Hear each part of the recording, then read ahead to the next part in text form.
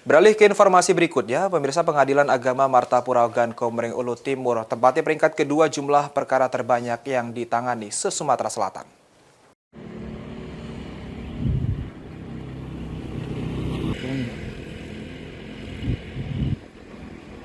Pengadilan Agama Kelas 2 Martapura Kabupaten Ogan Komering Ulu Timur tercatat di nomor urut 2 Pengadilan Agama se-Sumatera Selatan yang memiliki jumlah perkara terbanyak setelah Pengadilan Agama Pangkalan Balai Banyuasin.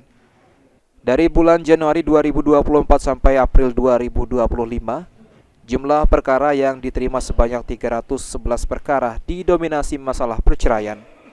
Panitra Muda Permohonan Aditya R. Pratama mengatakan, banyaknya jumlah perkara tersebut melonjak setelah Lebaran. Menurutnya, perceraian tersebut akibat faktor ekonomi dan judi online. Aditya menjelaskan, untuk menekan angka perkara tersebut, Pengadilan Agama Martapura sudah melakukan kerjasama sosialisasi dengan Dinas Sosial dan Dinas Perempuan dan Anak Ogan Komering Ulu Timur.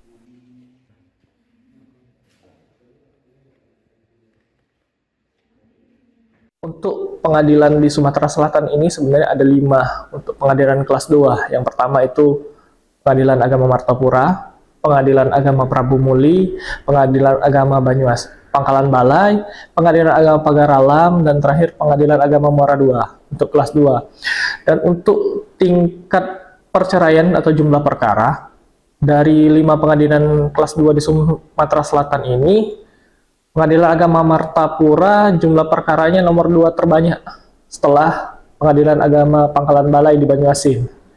Untuk sekarang saat ini kurang lebih ada 311 perkara yang sudah masuk dari mulai Januari tahun 2024 sampai saat ini.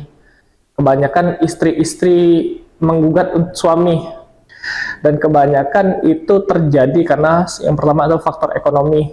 Suami-suami itu juga ditambah dengan judi online. Kedepan, Pengadilan Agama Martapura akan melakukan sosialisasi sehingga tingkat perceraian untuk anak-anak di kalangan muda Kabupaten Oku Timur berkurang. Elvandri Jeffriyadi, PAL TV.